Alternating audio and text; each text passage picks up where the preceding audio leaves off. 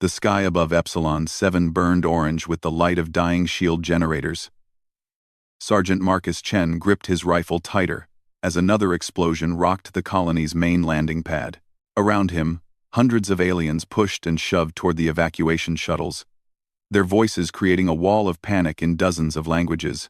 "All personnel, this is your final boarding call." The announcement crackled through the emergency speakers. "Shuttle 7 departs in 3 minutes. This is the last transport off-world." Marcus counted his squad as they ran toward the waiting shuttle. Jenkins, Rodriguez, Okafor, and Kim, all present. His commanding officer, Captain Williams, was already at the shuttle ramp, waving them forward with urgent gestures. "Move it, people. Those raider ships will be in firing range in 10 minutes. The Epsilon 7 colony had been a peaceful mining settlement, home to 17 different species working together to extract rare minerals. Marcus had been stationed here for 6 months as part of the Galactic Coalition's peacekeeping force. It had been quiet, almost boring.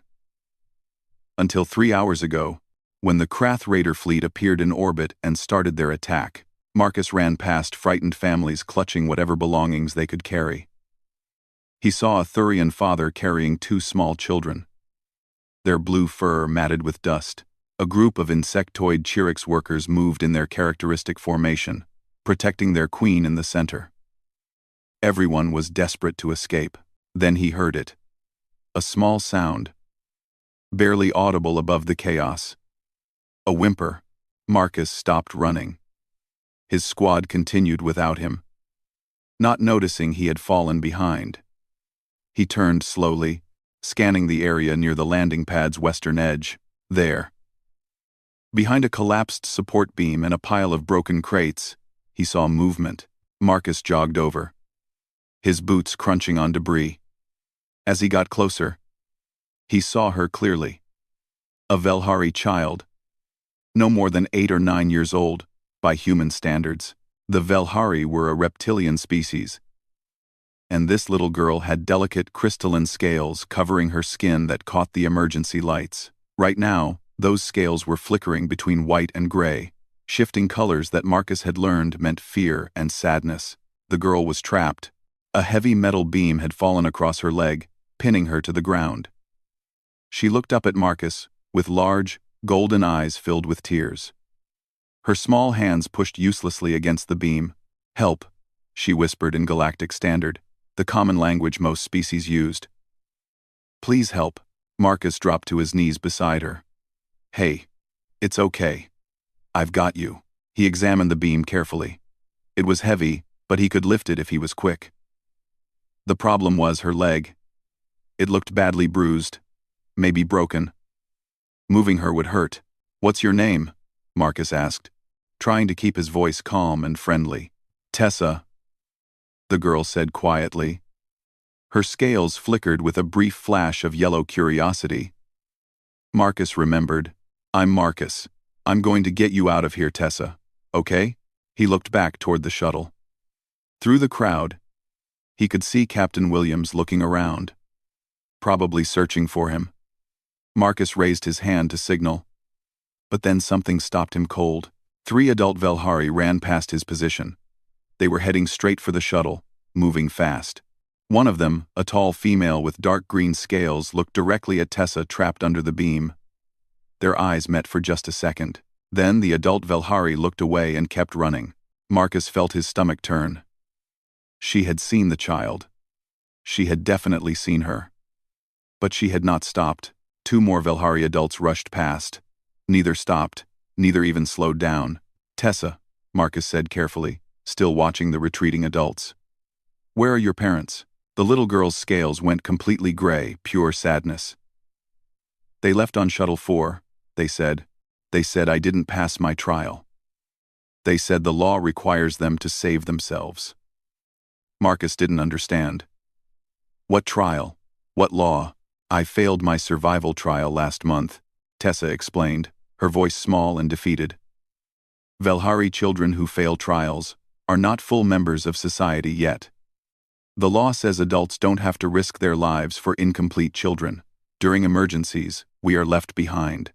For a moment, Marcus couldn't speak. He had served alongside many species in the coalition, had learned to respect different cultures and traditions. But this? Leaving children behind to die because they failed some test? That's the most ridiculous thing I've ever heard, Marcus said flatly. Tessa's scales flickered with confusion, yellow mixed with white. But it is our law. It is our way. Well, it's a terrible way, Marcus said. He positioned himself beside the beam. And I don't care what your law says. You're a kid, and I'm not leaving you here. Chen! Captain Williams's voice cut through the noise. The captain was at the shuttle ramp, staring directly at him. What are you doing? We're leaving. Now! Marcus looked at the shuttle, then at Tessa, then back at the shuttle. The beam across Tessa's leg was heavy. It would take him at least 2 minutes to safely lift it and pull her free. Maybe another minute to carry her to the shuttle with her injured leg. 3 minutes total. The shuttle was leaving in less than 2 minutes. He couldn't do both. If he stayed to help Tessa, he would miss the last transport. Sergeant Chen. Williams was shouting now, waving frantically. That's an order. Get on this shuttle. Around them, the landing pad was emptying fast. The last few stragglers were boarding. Marcus could see Jenkins in the shuttle doorway, looking back with worry on his face. Marcus made his decision. He turned away from the shuttle and gripped the metal beam with both hands.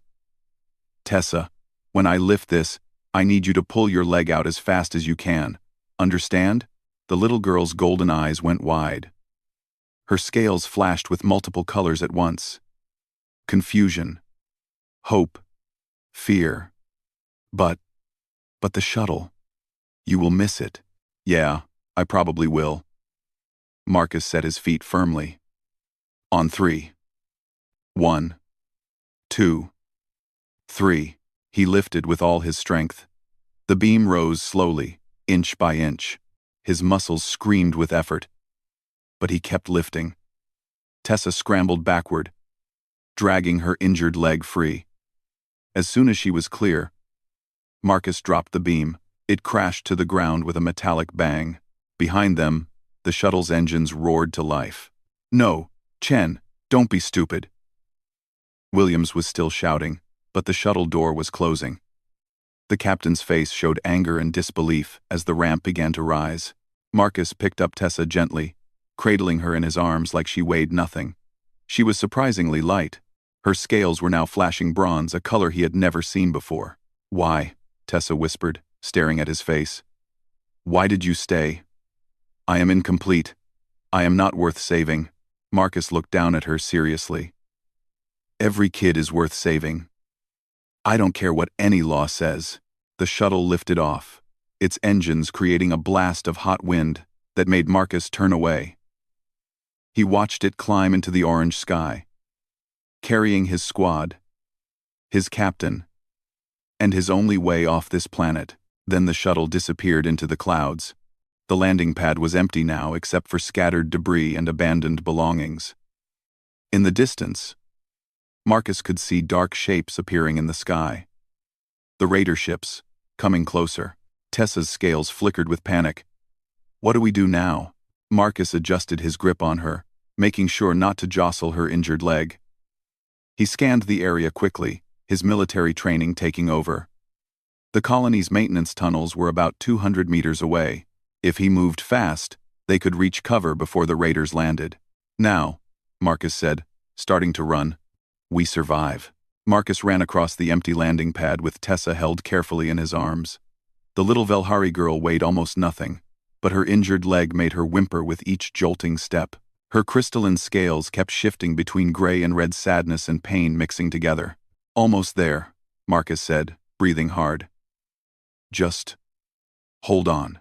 The entrance to the maintenance tunnels was a small metal door built into the side of the colony's main power station. Most people never noticed it. Marcus had only found it during his security patrols, checking every corner of the colony for potential problems. Now that forgotten door might save their lives. He reached it just as the first raider ship screamed overhead, its engines making a sound like tearing metal. Marcus kicked the door open and stumbled inside, pulling it shut behind them. The tunnel beyond was dark and smelled like oil and old machinery. Marcus set Tessa down gently against the wall and activated his helmet light.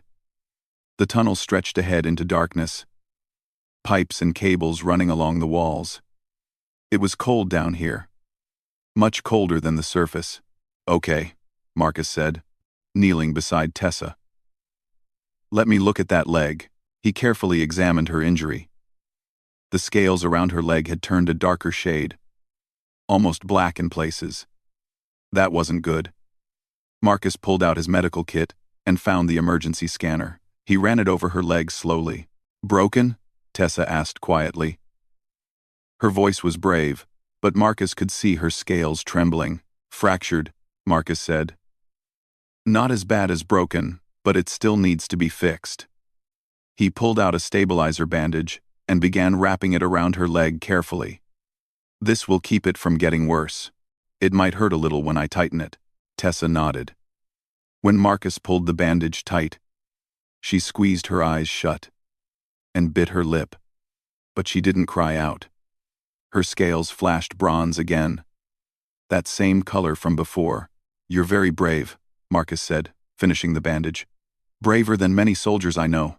"What does bronze mean?" Tessa asked, looking at her own scales. "I have never seen this color on me before," Marcus smiled. "I'm not an expert on Velhari colors, but if I had to guess, I'd say it means determination, courage, not giving up even when things are scary." Tessa looked at her scales with wonder, watching them flicker between bronze and other colors. "My teacher said I would never show brave colors. She said failed children only show weak colors." "Your teacher was wrong," Marcus said firmly. He opened a ration pack from his vest and handed Tessa a protein bar. "Here. Eat this. You need energy." Above them, they heard heavy footsteps and shouting voices. The raiders had landed and were spreading through the colony. Marcus heard the sound of breaking glass and metal being torn apart. The raiders were looting everything they could find. Tessa's scales went white with fear. "They will find us. Not if we're smart," Marcus whispered.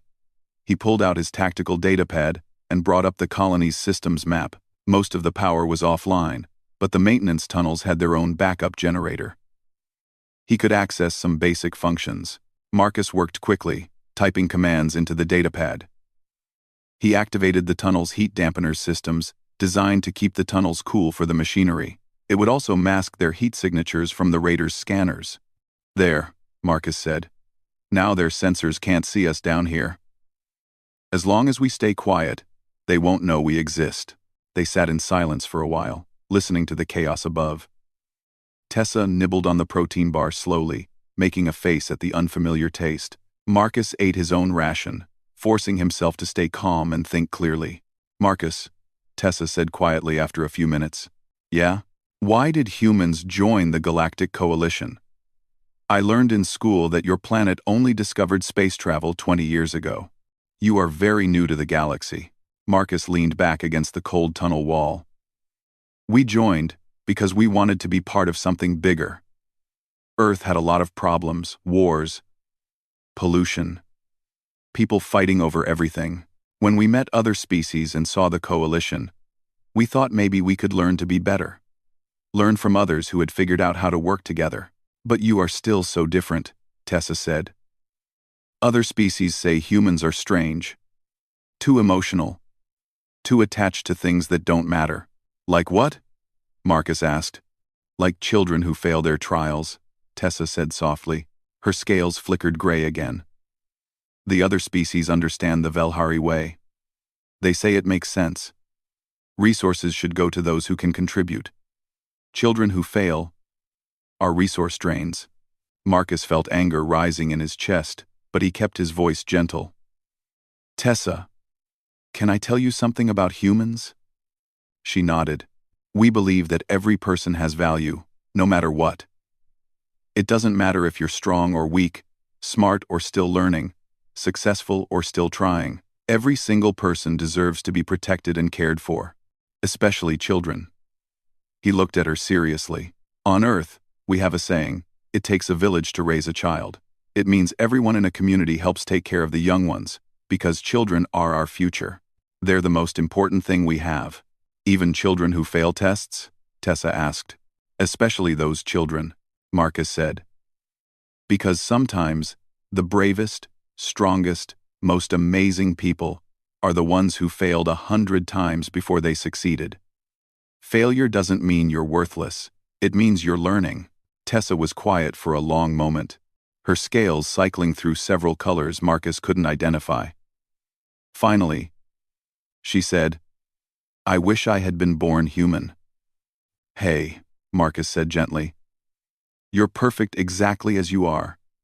You're smart, brave, and strong. Your people's law is wrong. Not you. Never forget that." A loud crash echoed from somewhere above them, followed by rough laughter. The raiders were getting closer to this section of the colony. Marcus checked his datapad and saw something that made his blood run cold. "What is wrong?" Tessa asked, seeing his expression change. Marcus stared at the medical readouts still displayed from when he scanned her leg. There was a flashing red warning he hadn't noticed before. His translator decoded the Velhari medical terminology slowly. "Tessa," he said carefully, "do you need any special medicine? Anything you have to take regularly?" The little girl's eyes widened. Her scales flashed white with sudden panic. "The mineral supplement! I forgot! It was in my bag on the shuttle." "What happens if you don't take it?" Marcus asked, though he was afraid he already knew the answer. "Velhari children need crystalline calcium every 48 hours, Tessa explained, her voice shaking. "Our scales need it to function properly.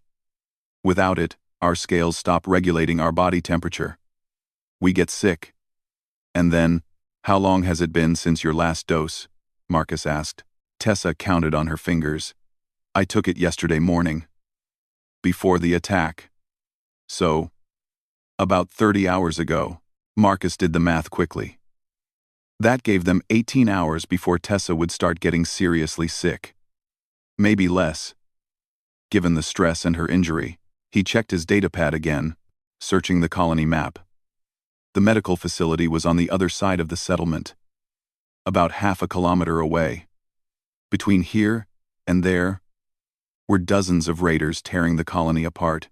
"Marcus," Tessa said quietly, "are you going to leave me here? To save yourself?" He looked at her in surprise. "What? No. Why would you think that?" "Because it would be the logical choice," Tessa said. Her scales were completely gray now. "I am going to die anyway without the supplement. You could escape. You could hide until help comes. But if you stay with me, we both die." Marcus closed his datapad and looked Tessa directly in the eyes. "I told you before, I don't leave kids behind. And I meant it. We're going to get you that medicine. But the raiders are about to learn something about humans," Marcus said, checking his rifle's charge. "We're stubborn. When we decide to protect someone, we don't stop. We don't give up. And we definitely don't do logical when a kid's life is on the line." Tessa's scales flickered with that bronze color again, stronger this time. "You are crazy," Marcus grinned. "Yeah. Probably. But crazy has kept me alive through worse situations than this." He helped Tessa to her feet carefully, supporting her weight. "Can you walk if I help you?" She tested her injured leg and winced but nodded. "Slowly. Slow is fine. We've got time." Marcus pulled up the colony map one more time, studying the routes to the medical facility. "I need to scout ahead first. Make sure the path is clear. There's a junction about 50 meters down this tunnel, where you can hide while I check things out." They moved through the dark tunnel together, Marcus's helmet light cutting through the darkness. Tessa limped beside him, one hand gripping his arm tightly. Her scales reflected the light strangely, creating patterns on the tunnel walls. When they reached the junction, Marcus helped Tessa sit in a small alcove behind some pipes. "Stay here. Stay quiet. I'll be back in 10 minutes. Promise?" Tessa whispered. Marcus looked at her small, frightened face and felt something fierce and protective rise in his chest. This little girl had been abandoned by everyone she knew, left to die because of some cruel cultural law, but she was still brave, still fighting, still hoping. "I promise," he said. "And humans always keep their promises." He moved down the tunnel toward the surface access point, rifle ready. Above them, the raiders continued their rampage. The sounds of destruction echoed through the colony like thunder. Marcus checked his equipment one more time. He had one rifle, 2 grenades, a combat knife, and a datapad with limited colony system access. Not much for fighting through an army of raiders, but it would have to be enough, because he had made a promise to a little girl who thought she wasn't worth saving, and he was going to prove to her and to the whole galaxy that she was wrong. Marcus crept through the maintenance tunnel until he reached an access ladder leading to the surface.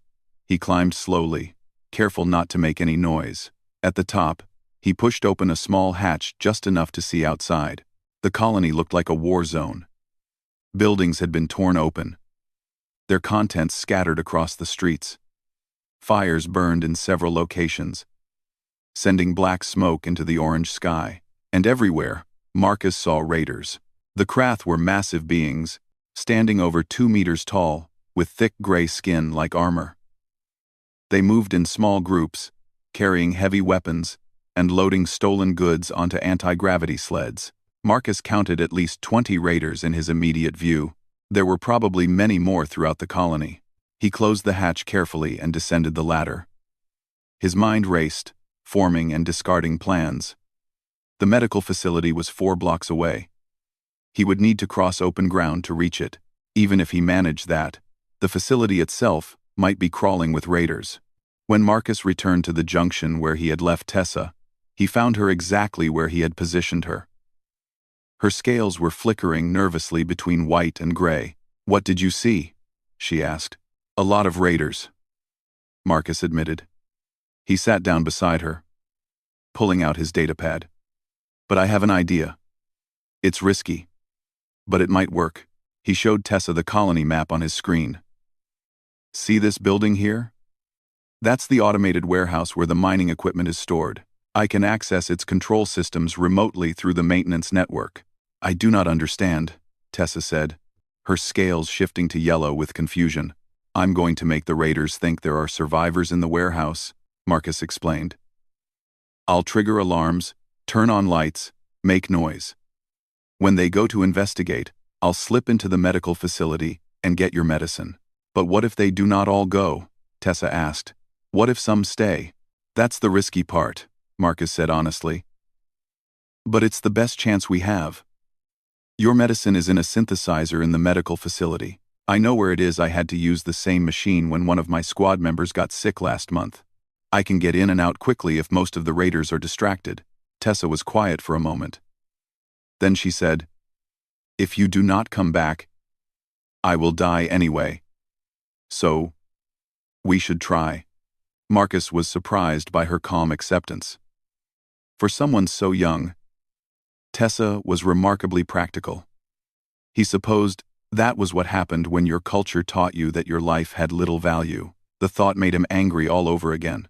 "I'm coming back," Marcus said firmly. "That's not negotiable. Now, I need to move you closer to the medical facility before I start the distraction. Can you walk a bit more?" Tessa nodded, and they made their way through the tunnels.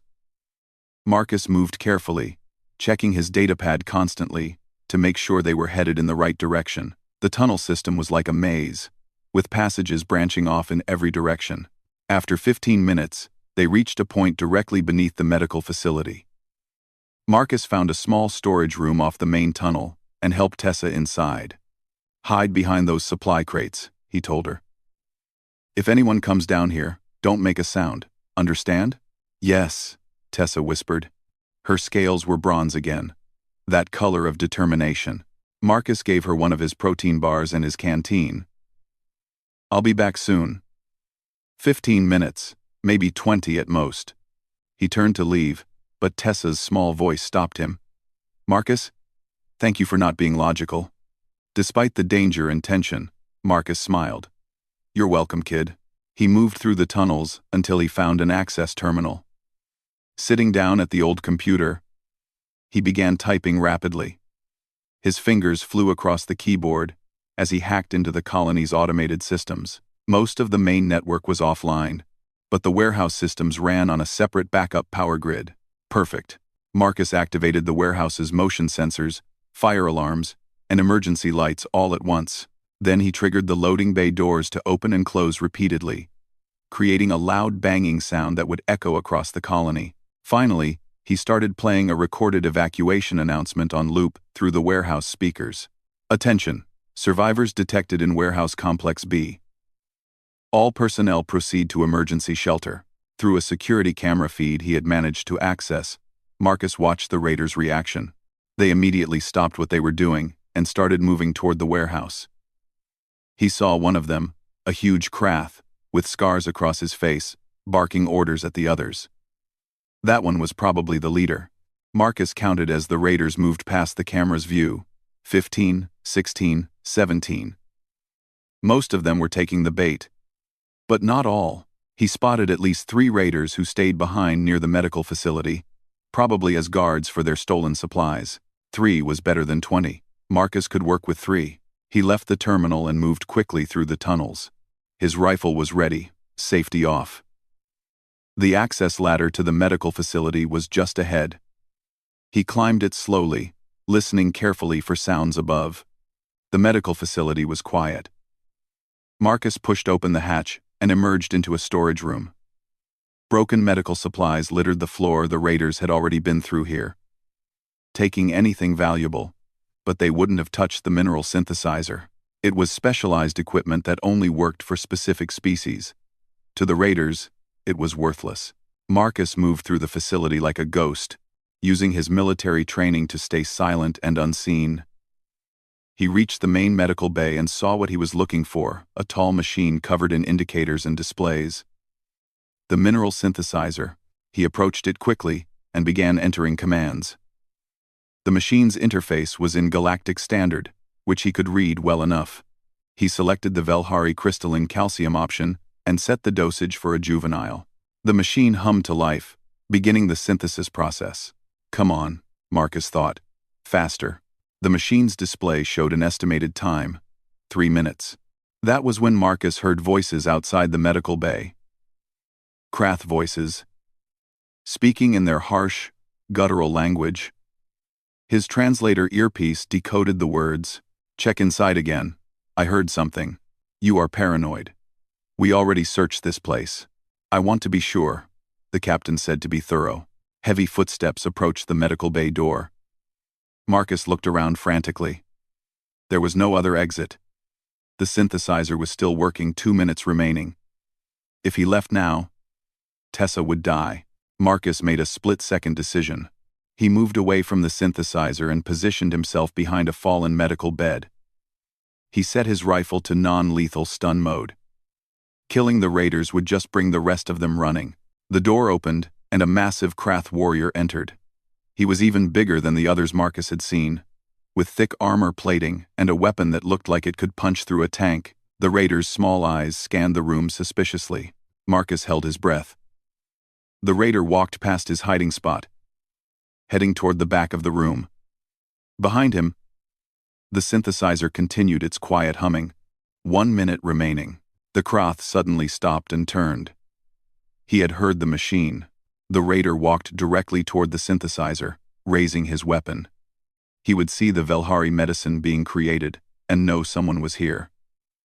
Then he would call for backup. Marcus had no choice. He stepped out from behind the medical bed and fired his rifle. The stun bolt hit the Krath in the back. The massive warrior grunted and stumbled forward, but he didn't fall. Instead, he spun around, roaring with anger. His armor had absorbed most of the stun charge. The Krath lunged at Marcus with surprising speed for something so large. Marcus rolled to the side, barely avoiding a crushing blow from the raider's fist. The Krath's weapon came up, aiming at Marcus's chest. Marcus kicked out, hitting the raider's knee joint. The Krath stumbled, and Marcus used that moment to fire again, this time at the warrior's exposed neck. The second stun bolt hit home, and the Krath finally collapsed, unconscious, but the damage was done. During the fight, Marcus's rifle had clattered against a metal table, making a loud, clanging sound. Outside, he heard shouts. The other raiders had heard the noise. The synthesizer beeped. Synthesis complete. A small vial of glowing blue liquid emerged from the machine's dispenser. Marcus grabbed the vial and ran. He could hear raiders entering the building, their heavy boots pounding on the floor. He raced back to the storage room and dropped through the hatch into the tunnels, pulling it closed behind him. Alarms began blaring throughout the medical facility. The raiders had found their unconscious comrade and knew someone was here. Marcus ran through the tunnels as fast as he could. His side ached where the Krath had nearly hit him. His hands were shaking from adrenaline. But he had the medicine. He had succeeded. He reached the storage room where Tessa was hiding and burst through the door. The little girl looked up in surprise, her scales flashing multiple colors at once. "I got it," Marcus said, breathing hard. He held up the vial of blue liquid. "I got your medicine." Tessa's scales turned brilliant bronze, brighter than Marcus had ever seen. But then her expression changed to fear as she looked past him. "Marcus, your arm," she whispered. He looked down and realized blood was soaking through his sleeve. During the fight with the Krath, the raider must have hit him with something. The adrenaline had blocked the pain, but now he felt it a deep, burning ache. "It's okay," Marcus said, though the room was starting to spin slightly. "It's just a cut. Take your medicine first." But as he handed the vial to Tessa, his legs suddenly felt weak. He sat down heavily against the wall, his vision blurring at the edges. The last thing he remembered before darkness took him was Tessa's small hands catching the vial before it could fall. Her voice seemed to come from very far away. "Marcus! Marcus! Wake up! Please wake up!" Then everything went black. Marcus opened his eyes slowly. Everything hurt.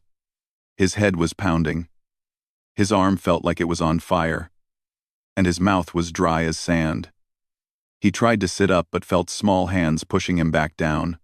"Stay still," Tessa's voice said. "You are hurt badly." Marcus blinked several times, trying to focus. He was still in the storage room in the tunnels. Tessa was kneeling beside him, her crystalline scales flickering with worried colors. His left arm was wrapped in makeshift bandages that looked suspiciously like strips torn from his own uniform shirt. "What happened?"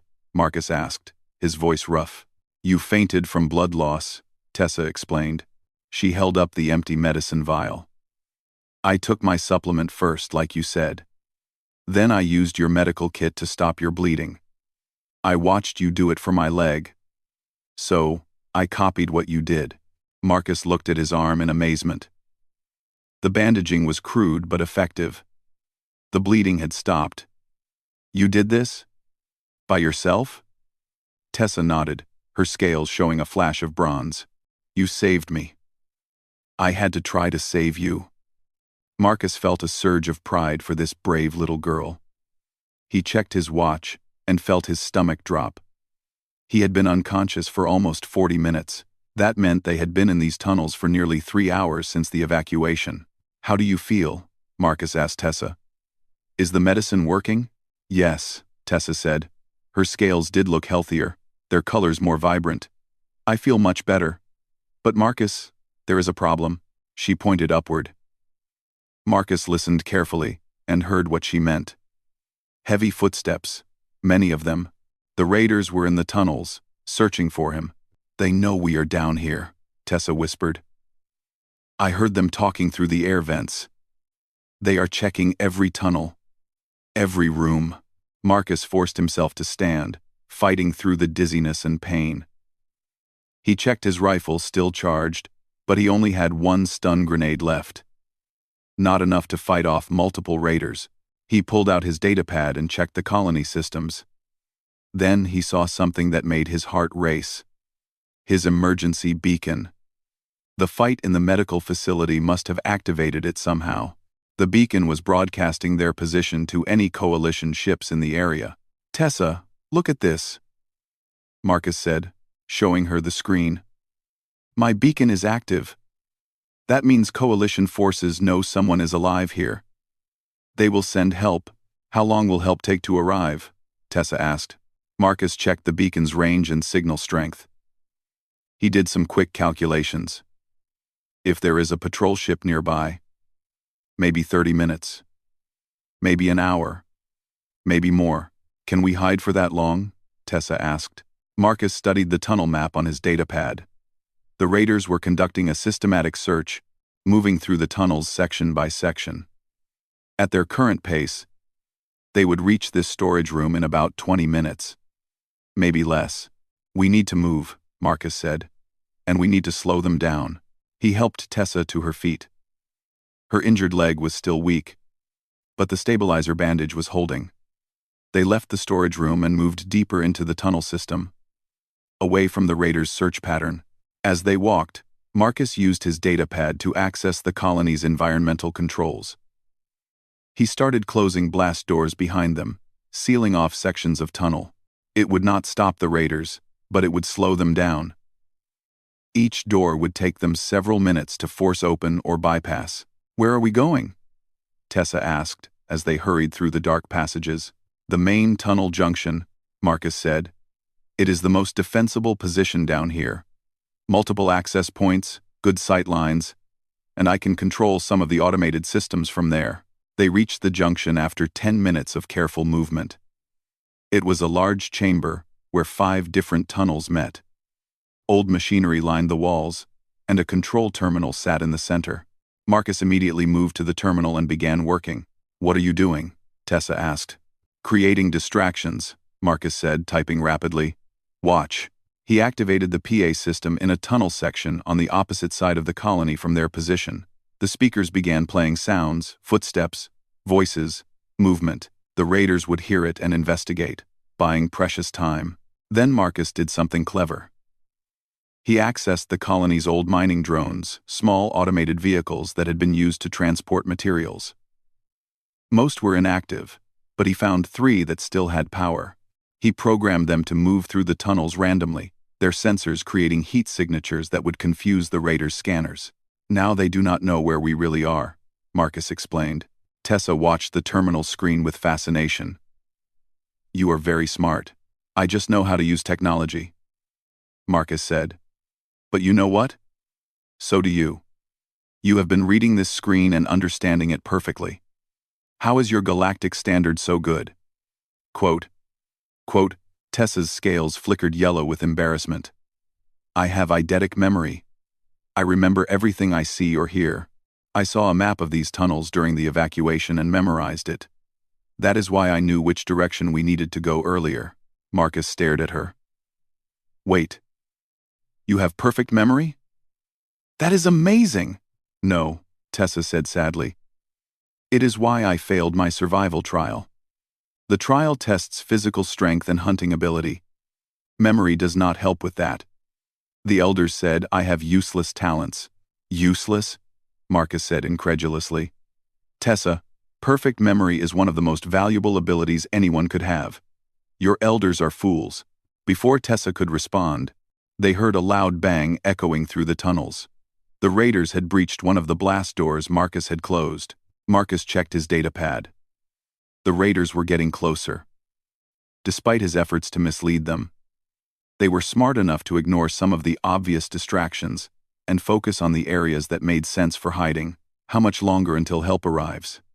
Tessa asked, her scales turning white with fear. Marcus checked the beacon signal.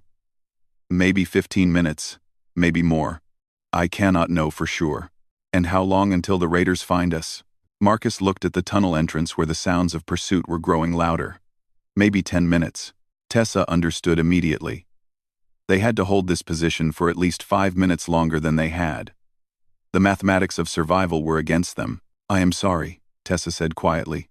You would be safe if you had not saved me. Stop that, Marcus said firmly. He checked his rifle and positioned himself between Tessa and the main tunnel entrance. We are going to survive this together. I just need to think. He looked around the junction chamber, his tactical mind analyzing every detail. The machinery, the tunnels, the control terminal. There had to be something he could use. Then he saw it. An old maintenance map on the wall showing the tunnel's original design. And there, marked in faded text, was something interesting. Emergency pressure doors designed to seal the tunnels in case of catastrophic failure. Marcus ran to the control terminal and searched through the systems. There, the pressure doors still had power, They had been designed to contain explosions or cave-ins, which meant they were incredibly strong. Even the Krath raiders would have trouble breaking through them quickly. Tessa, I need your perfect memory right now, Marcus said urgently. The tunnel map you saw during the evacuation. Did it show these emergency pressure doors? Tessa closed her eyes, her scales flickering as she concentrated. Yes. There are pressure doors in tunnels 2, 4, and 7. They are marked with red triangles. Marcus cross-referenced her information with what he was seeing on the terminal. She was exactly right. You are incredible. Okay, here is what we are going to do. He programmed the pressure doors to close on his command. Then he set up a trigger when the raiders entered the junction chamber. Marcus would seal the doors, trapping them in the connecting tunnels. It would not hold them forever, but it might hold them long enough for rescue to arrive. Heavy footsteps echoed from multiple tunnels now. The raiders were close, very close. Marcus could hear their voices, speaking in harsh Krath language. Get behind that machinery, Marcus told Tessa, pointing to a large generator in the corner. Stay down and stay quiet no matter what happens. Tessa limped to the hiding spot quickly. Her scales were bronze again. That color of determination and courage. Marcus? Humans have another saying. Yes? About not giving up? We have lots of those, Marcus said, taking position behind a support pillar with a clear view of the tunnel entrances. Tell me one, Tessa said. Please. Marcus smiled despite the danger. We never leave a soldier behind, and you are under my protection now. So that makes you one of my soldiers, which means I am definitely not leaving you. Tessa's scales flashed so bright with bronze light that they illuminated the dark corner where she was hiding. Then the first raider entered the junction chamber. He was massive, even for a Krath. The same scarred warrior Marcus had seen on the security camera, earlier the leader. Behind him, more raiders poured into the chamber from 3 different tunnels, their weapons ready. The leader saw Marcus immediately and smiled, showing rows of sharp teeth. Human soldier, you led us on quite a chase. Marcus kept his rifle aimed at the leader. Leave now and I will not have to hurt you. The Krath leader laughed, a sound like grinding stones. Brave words for someone who is surrounded and outgunned. I am a soldier of the Galactic Coalition, Marcus said steadily. I am ordering you to leave this planet immediately. You are in violation of 18 different interstellar laws. Laws? The Krath leader gestured at his warriors, and they fanned out, surrounding Marcus's position. We are raiders. We do not care about laws. Now, you have something that belongs to us. That Velhari child, she is valuable cargo. Failed trial or not, we can sell her to labor camps. Marcus felt cold rage flood through him. She is not cargo. She is a child. And you are not taking her. The Krath leader's smile faded. Then you will die protecting worthless property. How illogical. How human. His warriors raised their weapons, all aimed at Marcus. Marcus's finger hovered over the trigger on his datapad, the command that would seal the pressure doors and trap the raiders. But before anyone could fire, something unexpected happened. Tessa stepped out from behind the machinery. Her scales were flashing in rapid patterns, colors changing so fast that Marcus could barely track them. The patterns were complex, rhythmic, almost hypnotic. The Krath leader froze, staring at her. His warriors stopped moving, their weapons lowering slightly. What is this? The leader said, his voice uncertain for the first time. Tessa continued the flashing pattern. Her small voice spoke in clear, formal galactic standard. I invoke the ancient right of sanctuary under the Treaty of Kelmar, signed 4,000 years ago by all civilized species. As a child in distress, I display the pattern of protection. Any who witness this pattern are bound by ancient law to provide sanctuary until the danger has passed. This law supersedes all others. This law cannot be ignored. The junction chamber was completely silent, except for Tessa's voice. The Krath leader stared at her, his scarred face showing confusion and something else, respect. The old laws. I did not think anyone remembered them anymore. The Krath were signatories to the Treaty of Kelmar, Tessa said, still flashing the pattern. Your ancestors swore to uphold it. Are their descendants oath breakers? The tension in the chamber was thick enough to cut. Marcus kept his rifle ready, his finger still on the datapad trigger. But he held his breath, waiting. The Krath leader's expression was impossible to read. He looked at Tessa, then at Marcus, then at his own warriors. For a long moment, no one moved. Then, from somewhere far above, they all heard it. A sound like thunder, growing louder. Ship engines. Multiple ships. The coalition had arrived. The sound of coalition ships overhead grew louder, shaking dust from the tunnel ceiling. The Krath leader's eyes narrowed as he looked upward, calculating his options. His warriors shifted nervously. Weapons still raised, but their attention divided between Marcus, Tessa, and the sounds of arrival above. Your people are here, human, the Krath leader said, but we can still kill you both before they reach these tunnels. Marcus kept his rifle steady, aimed at the leader's chest. You could try. But you invoked the ancient right of sanctuary. Your ancestors made an oath. Are you really willing to break that oath and become an oathbreaker? Even raiders have honor. The Krath leader's scarred face twisted with an emotion Marcus could not quite identify. Anger? Frustration? Or perhaps something else entirely? The massive warrior lowered his weapon slowly. The old laws are inconvenient, the leader said. But they are still laws. The Treaty of Kelmar stands. Even after 4,000 years. He turned to his warriors and barked orders in their language. Stand down. We leave now. The other Krath looked at their leader in confusion, but they obeyed. Slowly, they began backing out of the junction chamber, retreating into the tunnels. The leader was the last to leave, pausing at the tunnel entrance to look back at Marcus and Tessa. You are a fool, human, the leader said. Risking everything for a child who failed her trials. For property that her own people abandoned. Quote, she is not property, Marcus said firmly. And her people were wrong to abandon her. The Krath leader studied Marcus for a long moment. Then, surprisingly, he nodded. Perhaps. The galaxy is changing, and not all changes are bad. Your species is strange, human. But perhaps that strangeness is needed.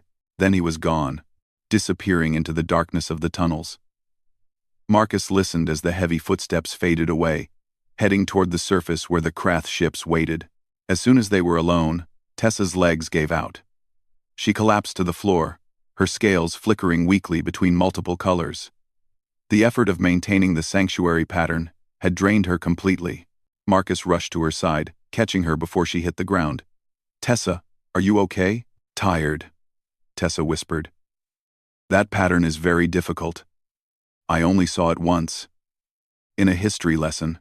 I was not sure I could remember it correctly. You saved us, Marcus said, amazement in his voice. That perfect memory of yours saved both our lives. Tessa managed a weak smile. Her scales flickered with dim bronze light. Maybe my talents are not so useless after all. The sound of boots in the tunnels made Marcus look up sharply. But these were different footsteps, organized, disciplined. Coalition Marines, moving in formation. A moment later, the junction chamber filled with armed soldiers wearing the blue and silver armor of coalition forces. Identify yourself, the lead Marine shouted, his weapon trained on Marcus. Sergeant Marcus Chen. Human Coalition Forces. Service number HC 478-2 Alpha. Marcus responded immediately. I have a civilian casualty. Requiring immediate medical attention. The Marines lowered their weapons. The lead soldier, a Thurian with blue fur and sharp eyes, moved closer.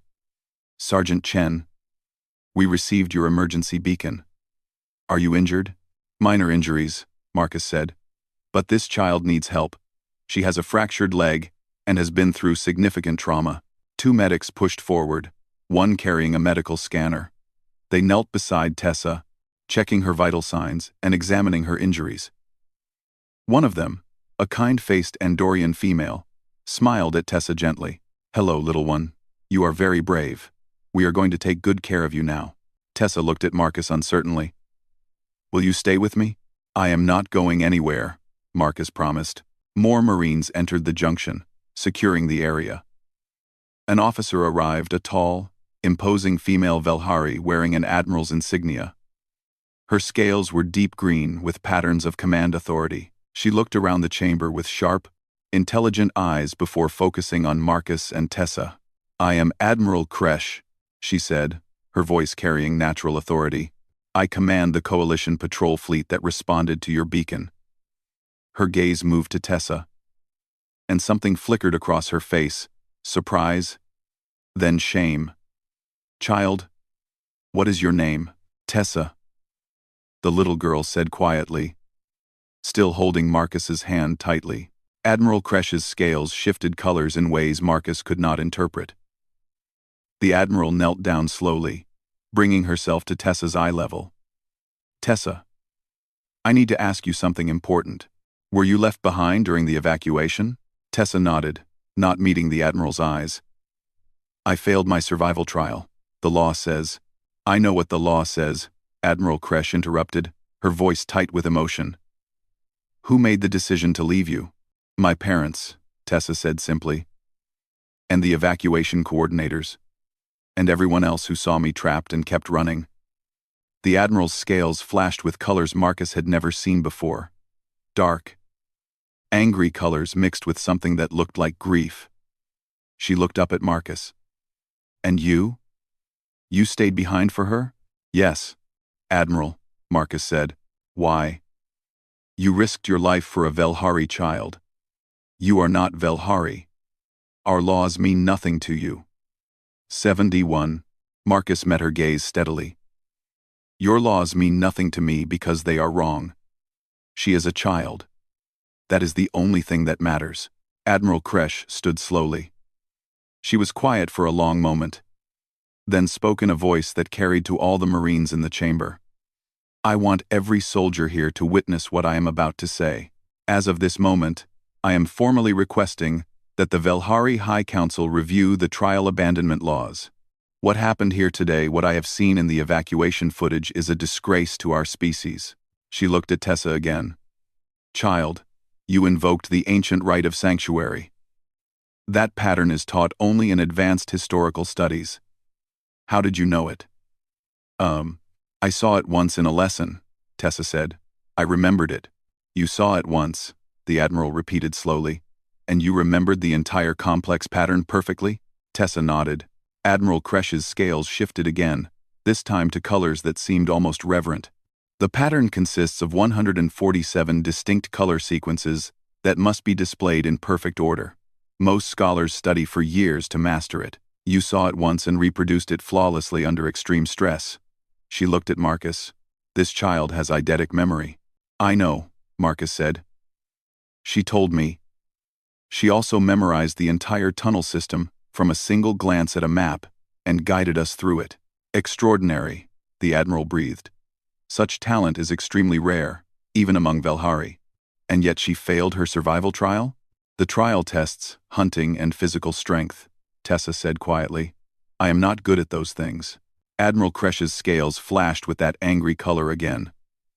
"Then the trial tests the wrong things. Survival is not just about strength. It is about intelligence, adaptability, and cooperation, things you clearly possess in abundance." The medics finished their examination of Tessa. "She needs proper medical treatment, Admiral," one of them reported. "But her condition is stable. The human soldier's field treatment was excellent." "Of course it was," Admiral Kresh said. She turned to Marcus. "Sergeant Chen, you will accompany us to the medical ship. I want full reports from both of you about what happened here." They made their way through the tunnels to the surface. Marcus carried Tessa, not trusting her injured leg for the journey. When they emerged into daylight, Marcus saw coalition ships everywhere, patrol vessels, medical frigates, and even a large command carrier. The Krath raider ships were gone, having fled when the Coalition fleet arrived. On the medical ship, doctors treated both Marcus and Tessa. Marcus's arm injury was more serious than he had thought. The Krath Raiders' blow had caused significant damage. The doctors worked for over an hour to repair it properly. In the bed next to him, Tessa received treatment for her fractured leg and general trauma care. As they recovered, Admiral Kresh visited them daily. She spent hours talking with Tessa, learning about her experiences and her abilities. She also reviewed all the evacuation footage, watching in visible disgust as multiple Velhari adults ran past the trapped child without helping. 3 days after the rescue, Admiral Kresh held a formal gathering in the medical ship's main assembly hall. Marcus and Tessa were both brought in, along with dozens of Coalition officers and officials. Marcus was confused about the purpose of the gathering until he saw the medals and formal certificates being prepared. Admiral Kresh stood at a podium, her scales displaying formal colors of ceremony. "We are here today to recognize extraordinary courage and to address a grave injustice. Sergeant Marcus Chen, please step forward." Marcus did so, standing at attention despite his bandaged arm. "Sergeant Chen, you exemplify the highest ideals of the Galactic Coalition," Admiral Kresh said. "When ordered to evacuate, you chose to stay and protect a child in danger. When faced with overwhelming odds, you fought to keep that child alive. Your actions remind us all what it truly means to be a protector." She held up a gleaming star-shaped medal. "By the authority of the Coalition High Command, I award you the Star of Valor, the highest honor given to those who risk everything to save others. You are the first human to receive this medal." The assembled officers applauded as Admiral Kresh pinned the medal to Marcus's uniform. Marcus felt overwhelmed, not sure what to say. "Thank you, Admiral," he managed. "But I only did what anyone should do." "No," Admiral Kresh said firmly. "You did what anyone should do, but what too many failed to do. That is why this matters." She turned to address the entire assembly. "I have sent a formal petition to the Velhari High Council. The events on Epsilon 7 have shown that our trial abandonment laws are not just outdated, they are morally wrong. Children are not property to be discarded. They are not incomplete beings. They are our future. And they deserve protection regardless of their performance in arbitrary tests." She gestured to Tessa, who stood shyly beside Marcus. This child demonstrated intelligence, courage, and resourcefulness that many adults lack. She invoked ancient laws that saved lives. She used her eidetic memory to navigate complex situations. And yet, according to our current laws, she was deemed worthless and abandoned to die. "This must change," the assembly murmured in agreement. Several Velhari officers had scales flickering with ashamed colors. Admiral Kresh continued. "I have also arranged for Tessa to be placed with a Velhari family on the core worlds, a family who volunteered specifically after seeing her story. They believe, as I do, that every child has value. That intelligence comes in many forms. That survival is about more than hunting and strength." Tessa's scales flashed with surprised colors. "I will have a new family?" "Yes, child," Admiral Kresh said gently. "A family who will appreciate your gifts and never make you feel incomplete." Over the following weeks, Marcus recovered fully from his injuries. He was reassigned to a Coalition flagship, promoted to lieutenant, and became something of a legend among the human forces. But he stayed in contact with Tessa through regular video calls. Tessa thrived with her new family. Her adoptive parents encouraged her eidetic memory abilities, helping her pursue studies in history, languages, and galactic law. She sent Marcus messages filled with enthusiasm about everything she was learning. 6 months after the events on Epsilon 7, Admiral Kresh contacted Marcus with news. The Velhari High Council had passed reforms to the trial abandonment laws. Children could no longer be abandoned during emergencies, regardless of trial performance. New trials were being developed that tested multiple forms of intelligence and ability, not just physical strength. "It is a beginning," Admiral Kresh told Marcus over the video call. "A small step toward something better." And it happened because one human soldier refused to accept that a child's life was worthless. Years passed. Marcus continued his Coalition service, eventually retiring with full honors. Tessa grew into a brilliant young adult. Graduating top of her class in diplomatic studies, she became a coalition mediator, specializing in helping species understand each other's cultures and find common ground.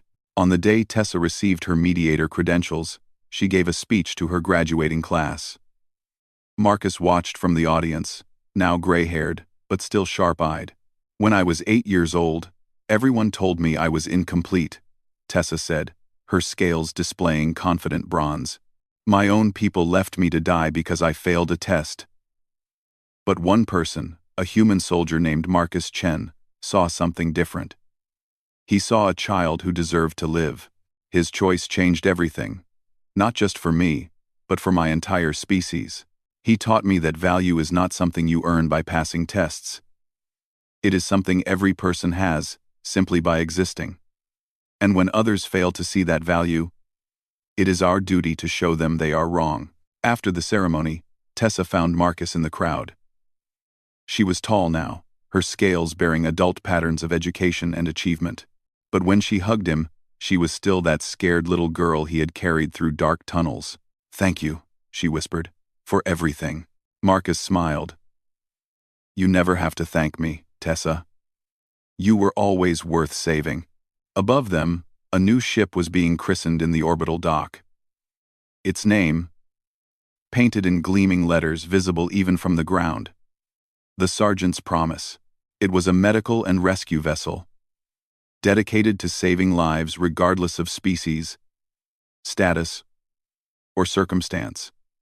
A promise that no child would ever be left behind again. And across the galaxy, in countless homes and schools, young people of every species learned the story of the human soldier and the Velhari girl.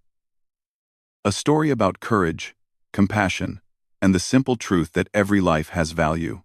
The galaxy was changing, and it all started with one person who refused to leave a scared child behind. The end.